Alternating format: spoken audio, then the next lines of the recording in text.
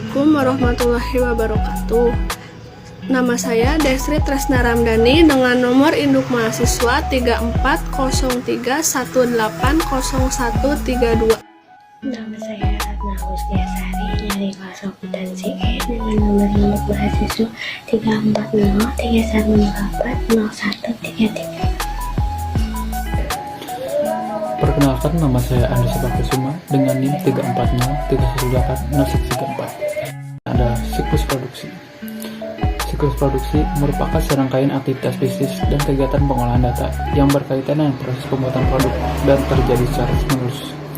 Dalam siklus produksi, keberadaan sistem informasi akuntansi sangat penting karena membantu menghasilkan informasi biaya yang tepat dan waktu kerja yang jelas yang dapat dijadikan masukan dalam membuat perencanaan produk atau jasa yang dihasilkan, dan juga membantu menentukan harga barang dan bagaimana perencanaan penyerapan dan alokasi sumber daya yang diperlukan.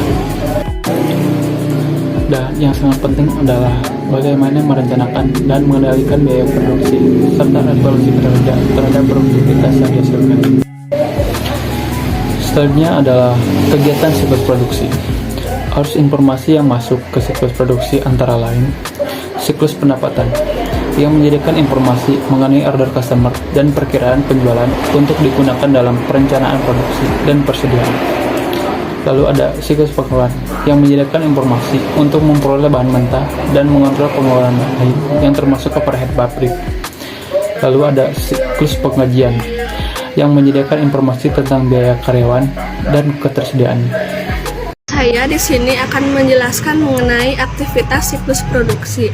Di dalam siklus produksi terdapat 4 aktivitas dasar, yaitu yang pertama, desain produk.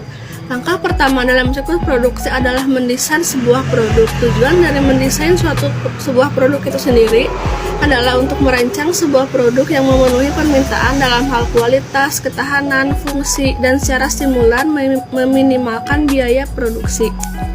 Aktivitas desain produk itu sendiri dapat menciptakan 2 dokumen utama, yaitu yang pertama daftar bahan baku yang menyebutkan nomor bahan baku, deskripsi, serta jumlah masing-masing komponen bahan baku yang digunakan dalam satu unit produk jadi. Dan yang kedua yaitu daftar operasi yang menyebutkan kebutuhan tenaga kerja dan mesin yang diperlukan untuk memproduksi produk tersebut. Langkah kedua dalam aktivitas dasar siklus produksi yaitu perencanaan dan penjadwalan. Tujuan dari perencanaan dan penjadwalan ini sendiri adalah untuk mengembangkan rencana yang cukup efisien untuk memenuhi pesanan yang ada dan mengantisipasi permintaan jangka pendek, tanpa menimbulkan kelebihan persediaan barang jadi.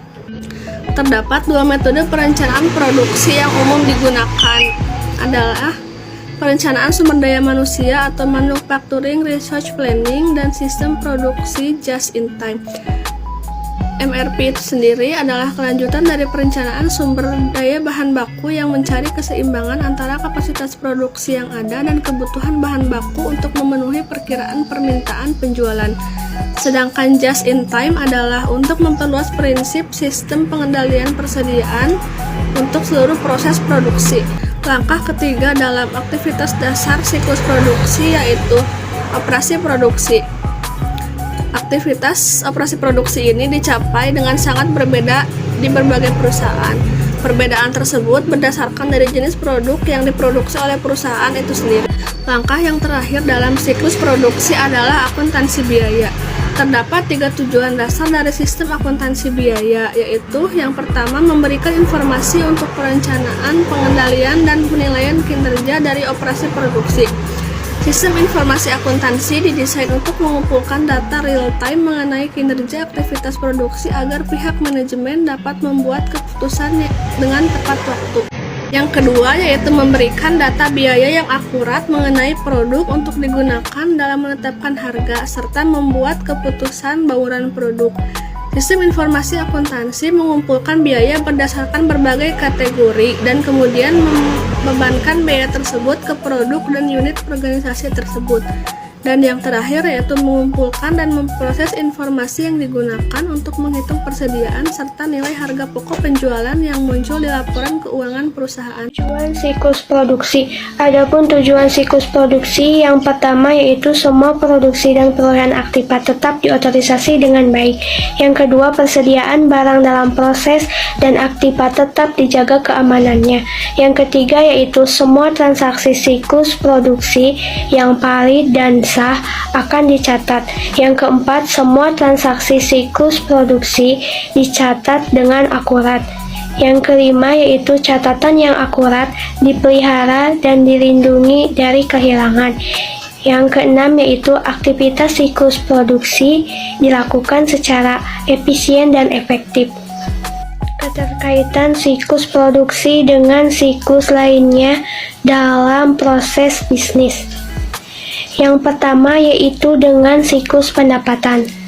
Sistem informasi siklus pendapatan memberikan informasi mengenai pesanan pelanggan dan prediksi penjualan yang digunakan untuk merencanakan produksi serta tingkat persediaan. Sebaliknya, sistem informasi siklus produksi mengirimkan informasi ke siklus pendapatan mengenai barang jadi yang telah dibuat dan tersedia untuk dijual. Yang kedua yaitu dengan siklus pengeluaran. Informasi mengenai kebutuhan bahan baku dikirim ke sistem informasi siklus pengeluaran dalam bentuk formulir permintaan pembelian. Sebagai gantinya, sistem informasi siklus pengeluaran memberikan informasi mengenai perolehan bahan baku dan informasi pengeluaran lain yang dimasukkan ke dalam overhead pabrik. Yang ketiga yaitu dengan siklus sumber daya manusia. Informasi mengenai tenaga kerja yang dibutuhkan akan dikirim ke siklus sumber daya manusia yang selanjutnya akan memberikan data mengenai biaya dan ketersediaan tenaga kerja. Dan yang keempat yaitu dengan siklus sistem buku dan pelaporan. Terakhir mengenai informasi mengenai harga pokok penjualan akan dikirim ke sistem informasi buku besar dan pelaporan.